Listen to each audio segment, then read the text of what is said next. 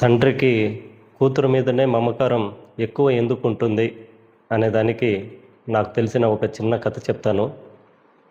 పెళ్ళైన కొత్తలో భార్యాభర్తలు ఒకరితో ఒకరు ఒక పందెం వేసుకుంటారు.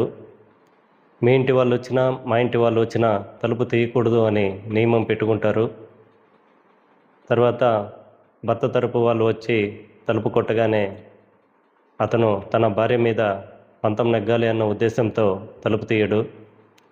భార్య తరపున తన తండ్రి వచ్చి తలుపు కొట్టగానే తన తండ్రి గొంతు విన్న ఆ కూతురు వెంటనే తన భర్తతో, నన్ను క్షమించండి, మీరే గెలిచారు, నేను ఓడిపోయాను అని తలుపు తీస్తుంది.